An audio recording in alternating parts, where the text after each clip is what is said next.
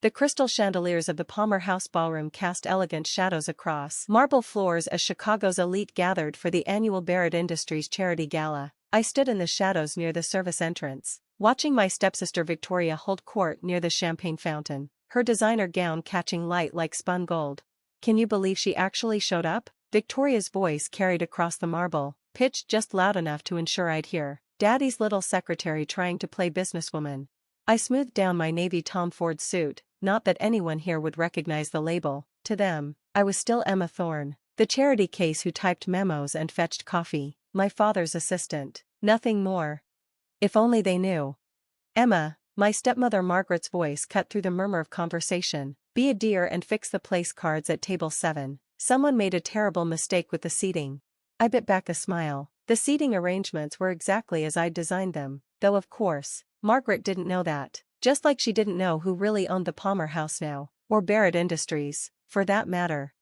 "Of course, Margaret." I moved toward the table, heels clicking softly against marble. Behind me, I heard Victoria's theatrical whisper, "God, how embarrassing, she's basically the help." The help. I remembered that word from 15 years ago, when my father married Margaret and suddenly acquired a ready-made family complete with the perfect daughter, Victoria Barrett, homecoming queen turned business school graduate, now executive VP of strategy at Barrett Industries, a title earned through DNA rather than merit. I was 16 when Margaret moved into our house, bringing Victoria and a new set of rules. Gone were the quiet evenings when Dad and I would discuss business strategy over homework. Instead, there were cotillion classes, social obligations, and constant reminders that I wasn't quite polished enough. "Your father built this company from nothing," Margaret would say, eyeing my second-hand clothes. "We have standards to maintain." So I maintained them. I got the accounting degree they expected, took the entry-level position they offered, and played the role of the dutiful stepdaughter, all while building something of my own, piece by quiet piece. The first acquisition was a small tech startup in Milwaukee, then a manufacturing plant in Detroit, a shipping company in Cleveland, each purchase carefully masked through holding companies and offshore accounts, each victory celebrated in silence. "Emma," Victoria's voice pulled me from my thoughts. She stood by table 7, champagne in hand, examining my work with a critical eye. "The Hendersons can't sit with the Caldwells. Honestly, how long have you worked here? Don't you know anything about social dynamics?" I straightened the last place card. "My mistake. I'll fix it right away." "See that you do." She turned to the cluster of admirers who always seemed to orbit her. "Can you believe Daddy still keeps her around? Pure charity if you ask me. She's been his secretary for what, 10 years now? 8, I corrected softly, though I wasn't really his secretary. I hadn't been for years. The title was just a convenient cover while I executed the longest, most elaborate corporate takeover in Chicago's history. Victoria rolled her eyes. "Whatever, just try not to embarrass us tonight. The new investors are coming in dash." She stopped mid-sentence as William Chen, head of security, approached our group. His face was professionally neutral, but I caught the slight twitch of his lips, the ghost of a smile. "Miss Thorne," he said, voice carrying across the now hushed circle, "the board is ready for you. They're waiting in the executive suite." Victoria's champagne glass slipped from her fingers, shattering against the floor. "The board? Why would they want to see the secretary?" I turned to her slowly, savoring the moment I'd waited 8 years to experience. "Oh, didn't you hear? Barrett Industries has a new CEO." I paused, letting the words sink in. "Actually, it has a new owner." The color drained from her face. "What are you talking about?" I reached into my clutch and withdrew a business card. Simple, elegant, with my name embossed in silver, Emma Thorne, Chief Executive Officer, Thorne Global Ventures. "You see, Victoria, while you were busy planning seating charts, I was planning something much bigger. Would you like to know what your company's really worth? Because I do, down to the last penny." Margaret appeared at Victoria's elbow, her face twisted in confusion. "This is absurd. Robert would never dash." "Robert didn't." I cut in smoothly. "I did, through a series of shell corporations and strategic investments over the past 8 years. As of 4 p.m. today, Thorne Global Ventures owns 51% of Barrett Industries voting shares." The ballroom had gone completely silent. Hundreds of Chicago's most powerful people frozen in place, watching the scene unfold. I could see the questions in their eyes, the mental calculations as they reassessed every interaction we'd ever had. "That's impossible," Victoria whispered. "You're nobody, you're just a secretary." I smiled. remembering all the coffee runs, all the condescending comments, all the times they'd looked right through me. A secretary who now owns controlling interest in Chicago's largest private equity firm. Funny how life works out, isn't it?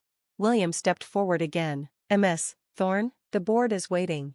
Thank you, William. I turned to go, then paused. Oh, and Victoria? About those new investors you mentioned? They work for me. All of them. In fact, I gestured to the room at large. You might want to check your phones. My name's on quite a few business cards these days. As if on cue, phones began buzzing throughout the ballroom. News alerts, stock notifications, urgent messages from financial advisors, the truth spreading like wildfire through Chicago's business elite. I walked toward the executive elevator, leaving chaos in my wake. Behind me, I heard Victoria's shrill voice, "Daddy, do something." But there was nothing Robert Barrett could do, nothing any of them could do, because while they'd been dismissing me as just a secretary, I'd been building an empire. And now, finally, everyone would know it. The executive suite of the Palmer House hadn't changed much in the 15 years since I first stepped inside it. Same mahogany paneling, same leather chairs, same oil paintings of Chicago's Gilded Age, but the energy was different tonight, electric, uncertain. 12 members of Barrett Industries' board sat around the massive conference table, their black tie attire at odds with their tense expressions. My father occupied his usual seat at the head of the table, but something had shifted in his posture. For the first time, he looked old. "Emma," he said, his voice carrying a weight I'd never heard before, "I think you owe us an explanation."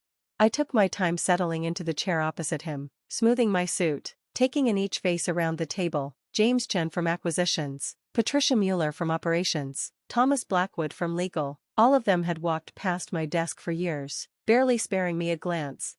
An explanation? I kept my voice level. I believe the quarterly reports explain everything quite clearly. Barrett Industries has been underperforming for the past 5 years. Cost overruns, missed opportunities, declining market share. I paused, letting each point land. The shareholders deserved better leadership. This is outrageous. Victoria burst out from the doorway where she'd been hovering. You can't just walk in here and dash. Actually, I can. I withdrew a folder from my briefcase. Shall we discuss the Anderson merger? The one you championed last quarter? Victoria's face paled. What about it? The due diligence was sloppy, the valuation inflated. If it had gone through, it would have cost the company nearly $300 million in hidden liabilities. I spread the documents across the table. Fortunately, someone noticed the discrepancies before the deal closed. That deal fell through because of regulatory issues, Victoria protested. No, I corrected gently. It fell through because I made sure it did. Just like I made sure the Singapore expansion was delayed and the tech division restructured. I've been protecting this company from its own management for years. The room fell silent as the implications sank in. Every major decision, every strategic pivot, every mysterious market force that had shaped Barrett Industries' trajectory, all of it traced back to me. Why? My father's question cut through the tension. Why go to all this trouble? Why not just tell me? I met his gaze steadily. Would you have listened? The question hung in the air, heavy with years of missed dinners, ignored suggestions, and patronizing pats on the head. We both knew the answer. Mr. Barrett, William appeared in the doorway. The press is requesting comment on the ownership change. Thank you, William, but Mr. Barrett no longer speaks for the company. I stood, straightening my jacket. I'll handle the press conference myself. This is a mistake. Margaret's voice trembled from where she stood behind Victoria. Robert, tell her this is a mistake. But my father said nothing. He just stared at the documents before him. Years of careful planning laid bare in spreadsheets and contracts. The mistake, I said quietly, was assuming I would stay in my place, that I would be content fetching coffee while Victoria ran this company into the ground. I graduated from Wharton, Victoria snapped. I have an MBA. And I have controlling interest in 12 major corporations across 3 continents. I smiled. Funny how none of you ever wondered how a secretary could afford Armani suits or a penthouse in the Gold Coast. Those were gifts from Robert, Margaret said weakly. We thought he was just being generous to his employee.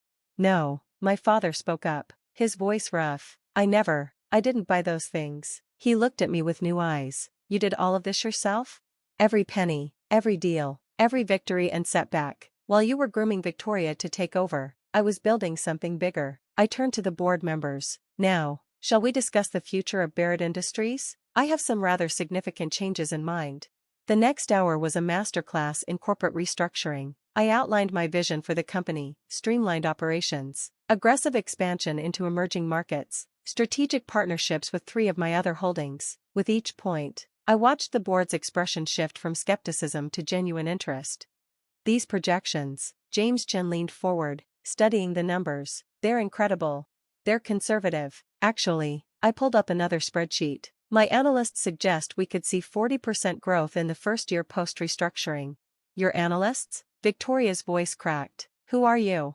I turned to her slowly. I'm the woman you've been stepping over for 8 years. The secretary who built a multi-billion-dollar empire while you were taking 2-hour lunches and dating hedge fund managers.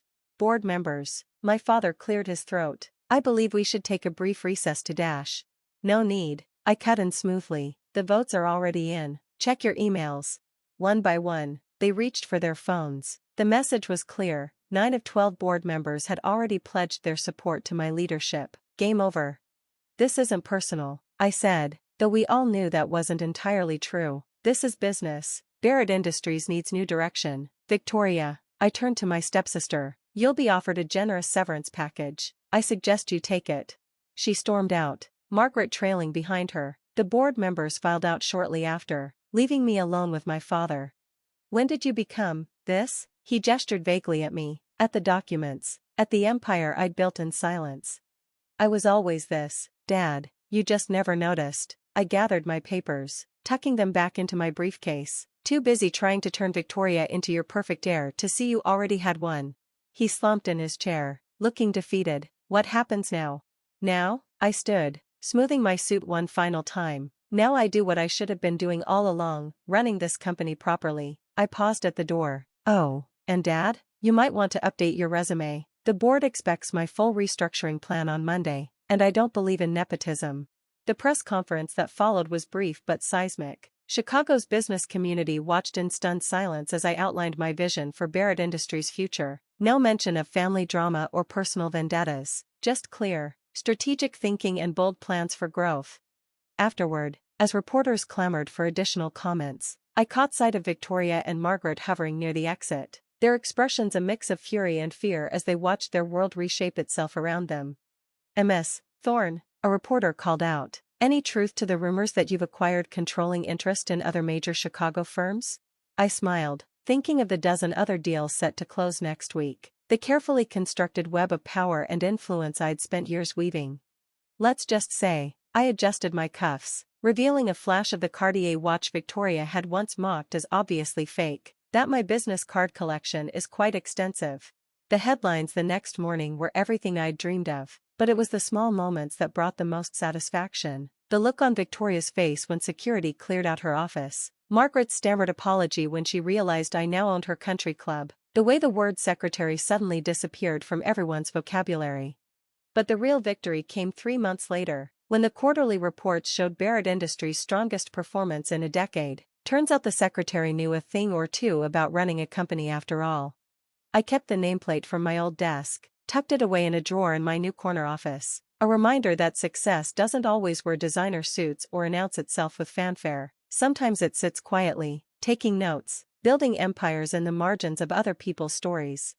Victoria sent me a message shortly after the dust settled, an attempt at reconciliation wrapped in a business proposal. I had my assistant decline both. Some bridges aren't meant to be rebuilt. My father, to his credit, took his dismissal with dignity. He sent a single email, you became everything I should have seen in you. I'm sorry I missed it. I didn't reply. Instead, I focused on what I do best, building, growing, succeeding. The secretary turned CEO, the afterthought turned empire builder. And every morning, when I walk into the Barrett Industries headquarters, soon to be renamed Thorne Global Center, I smile at the security guards who once barely noticed me, let my heels click against marble floors that now belong to me, and I remember that sometimes the best revenge isn't proving them wrong. It's proving yourself right. The end.